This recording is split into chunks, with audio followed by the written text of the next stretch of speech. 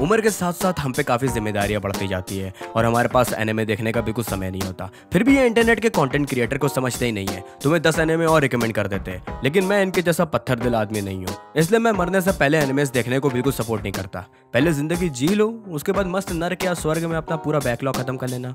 तो आज की वीडियो में मैं ऐसे 5 एनिमेस की बात करने जा रहा जिनका असली मजा स्वर्ग की हूरों से बिल्कुल चिपक के देखने में है, या फिर दोजक में जब तुम्हारे आंखों में सरिया घुसेगी उसके बाद देखने में भी उतना ही आनंद आएगा। मैंने एनिमेस के बारे में तुम्हें हल्का हल्का बता दूंगा और उस हिसाब से तुम लोग अपने बैकलॉग में रख लेना। तो शुरू करते हैं। सबसे पहले एनिमे का नाम ब्लीच है।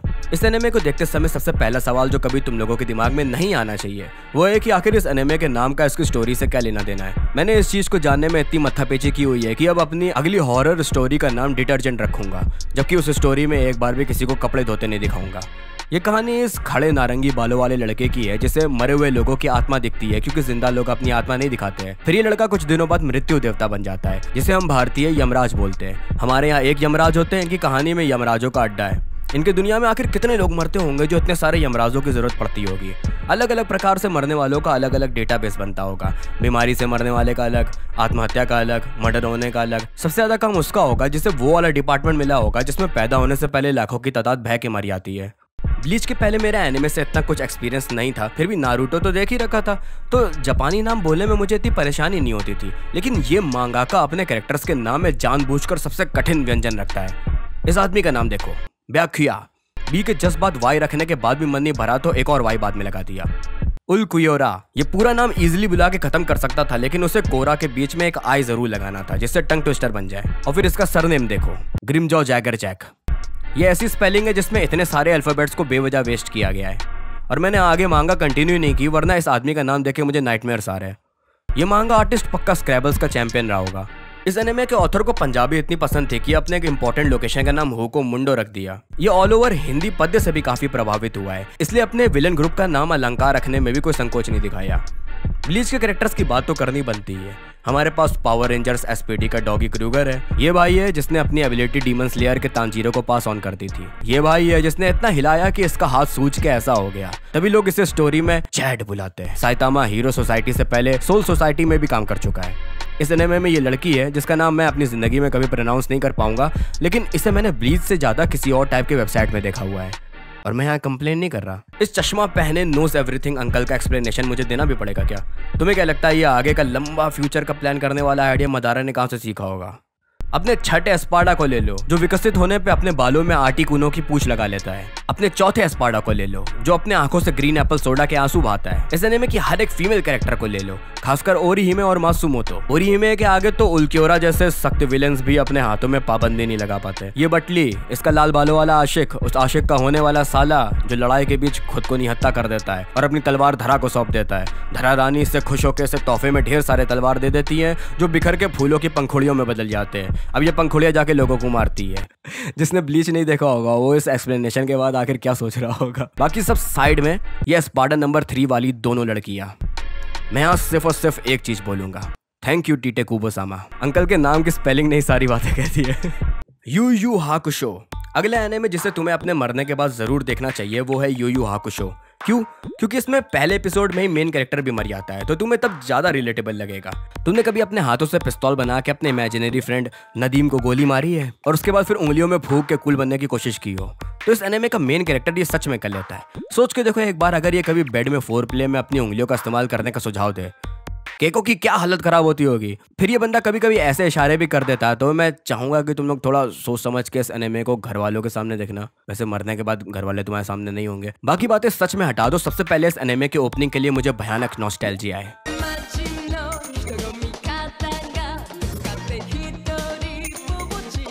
इस गाने की 3 चीजें मुझे याद रहती है। एक तो ड्रॉप में जो ये बोलती लड़की, फिर और आखिर में आरिगातो गोजाइमास। तुम सबको भी आरिगातो गोजाइमास ये बकवास सुनने के लिए। हमारा मेन प्रोटैगनिस्ट उंगली से कामेहामेहा मारता है। फिर उसका दोस्त किसी भी लंबी चीज को हाथ में लेता है तो उसे और लंबा कर लेता है। तो जिन जिन को इस भाई की जरूरत तो इसके पास ट्रीटमेंट के लिए जा सकते हैं।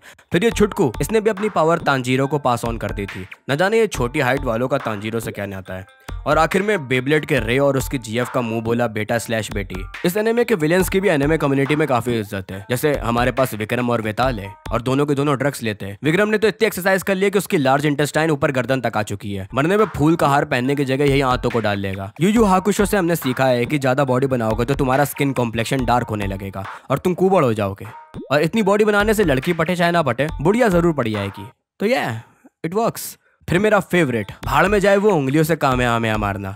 ये भाई स्पिरिट बॉल बना के उसे फुटबॉल की तरह किक कर देता है। फिर इसके अंदर 7 पर्सनैलिटीज है तो इसे दोस्तों की भी जरूरत नहीं है, अपने आप से बात करके टाइम पास कर लेगा। और फिर भाई बिंदी लगाता है, fashion sense at its peak. कुरामा का देखो ठीक है, पर इस एनिमे में एक और ये कैरेक्टर था जिसे मैं तहे दिल से चाहता था कि ये प्लीज लड़की हो। एक तो उसके काले सिल्की से बाल और पतली सी गर्दन, फिर आंखें देखो। और बेस्ट बात है कि तुम्हें रोल प्ले करना हो जिसमें एक दिन काले बाल और एक दिन ब्लॉन्ड, तो वो भी ये कर लेता है। और फिर साइतामा की मुझे अब बात ही नहीं करनी है, हर एक क्लासिक एनिमे में प्रेजेंट था ये लौंडा। इस एनिमे की फीमेल्स को कोई हक नहीं है इतनी धाकड़ दिखने का। आज की वीडियो लगता है बेस्ट फीमेल डिजाइन वाले एनिमेस के नाम हो रही है। ब्लीच के जस्ट बाद यूं यूं हाकुशो बताओ। इस एनिमे को मैं सिर्फ इन लेडीज के लिए दोबारा रिविजिट करना चाहता हूँ। कोड गियास, एक ऐसा एनिमे जिसे लोग हमेशा डेथ नोट के बाद देखते हैं। एक ऐसा एनिमे जिसके वजह से मैं चेस के टूर्नामेंट से डिस्क्वालीफाइड हो चुका हूँ। मैंने आज पहली बार नोटिस किया कि शो के नाम में एस है। और चिंता ना करो, तुम्हें शो के अंदर भी काफी देखने को मिलेंगे। तो कोड गियास एक पतले से लड़के की कहानी है जिसके सारे दोस्त भी उसके जैसे ही पतले हैं। यहाँ तक कि हर एक इसकी उम्र का लड़का इसी बॉडी टाइप का है और सारी लड़कियां भी एक ही बॉडी टाइप की है। और यहाँ मोड़ा पे उंगली उठाते हैं। एक दिन इस पतले लड़के को मोतियाबिंद हो जाता है और उस मोतियाबिंद आंखों से घूर के ये किसी को कहेगा कि तलवे चाटो, तो अगला तुरंत बैठ के अपने तलवे चाटने भी लगेगा, चाहे उसका बदन इतना लचीला भी ना हो। इस भाई के पीछे 3 लड़कियां पड़ी थी जिसमें से किसी के साथ रिलेशनशिप में नहीं आया, फिर भी 2 से इसे किस मिल गई। मुझे पहले पता होता मोतियाबिंद लड़कों की इतनी डिमांड है तो अपने आंखों के काले कंचे फोड़ के बाकुगान को अनलॉक कर लेता। काश हमारी जिंदगी में भी कहीं आइलैंड में पहुंचे और कोई लड़की इतनी बेवकूफ हो कि वो झरने में नहाने चली जाए या हमारे आगे बिना कपड़ों के फोन में बात करने जाए। ऑब्वियसली मैं भी नजरें फेर के कूल गाय बनने की कोशिश करूंगा। 7 डेडली सिंस, जिस चीज को पाने के लिए चेनसॉ मैन का मेन कैरेक्टर जिंदगी में मोटिवेट हुआ था।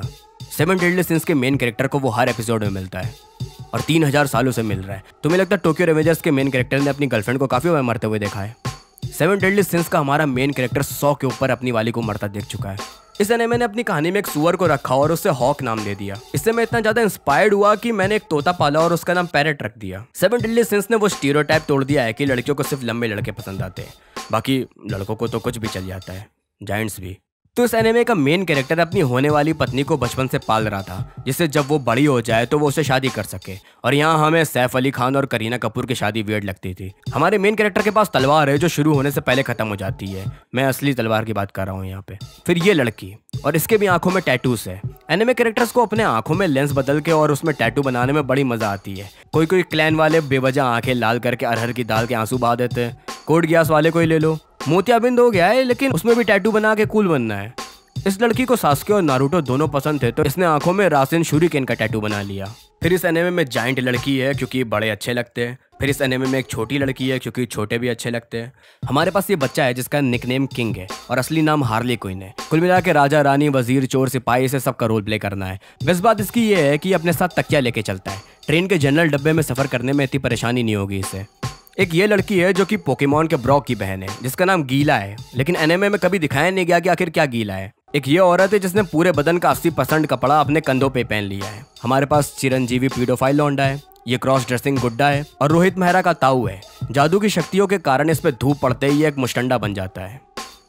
फूड वॉर्स, तुम लोग ध्यान दे रहे होगे तो आज की वीडियो के सारे एनिमे का एक थीम तुम्हें साफ दिख रहा होगा। वैसे तो टेक्निकली 2 है लेकिन तुम लोग समझ गए मेरी बात। और इसलिए आज का आखिरी एनिमे जिसे तुम्हें मरने के बाद देखना चाहिए वो है फूड वॉर्स।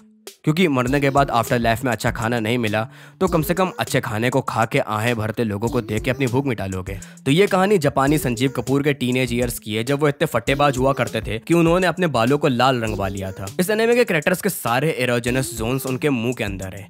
एक कौर भी होंठों के बीच से अंदर गया तो समझ लो तुरंत ऑर्गेज़म, वो भी छोटा मोटा नहीं, फुल बॉडी। सारे कपड़े एक्सप्लोड, इर्द गिर्द के सारे नज़ारे बदलने लगेंगे। इसलिए मुझे टेलीविजन से ज्यादा एनिमे पसंद है क्योंकि लाइव टेलीविजन शो बहुत ज्यादा एडिटेड रहता है। वो लोग हमेशा ये कपड़े फट के ऑर्गेज़म वाला सीन कट कर देते हैं। वैसे गॉर्डन रैमसे के कपड़े फट के उसे मून करता कौन देखना चाहेगा। हो भी सकते हैं ऐसे लोग। तुम मरने के बाद इनमें से कितने एनिमे तुम्हारे वॉच लिस्ट में जाने वाले हैं, मुझे कमेंट में बताओ। और अगर तुमने ये सारे के सारे पहले ही देख लिए थे तो भाई साहब कितना समय है तुम्हारे पास। एनिमे तो देखा देखा फिर उसकी वीडियो भी देखने आ गए, हद है। अब आगे क्या इन पे वीडियो बना के अपलोड करके दूसरों को भी रिकमेंड करोगे? यही बचा है आज की जनरेशन के पास, बस एनिमे देखो, उस पर वीडियो बना के दूसरों को बताओ।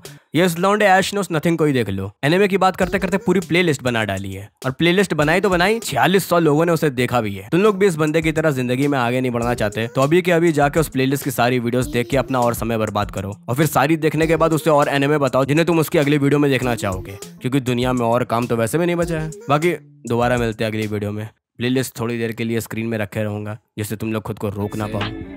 यूं तो हम साथ नहीं, कहने को लोगों के सामने, अंदर ही अंदर हम जाने हैं बात कि दिलों में दोनों के राज है। ये ख्वाब है हकीकत, नहीं परवाह थी मुझे क्या कीमत, चुकानी पड़ेगी चाहत में तेरी, अब यादों में पड़े हैं दीमक जो खाते हैं सूरत को तेरी।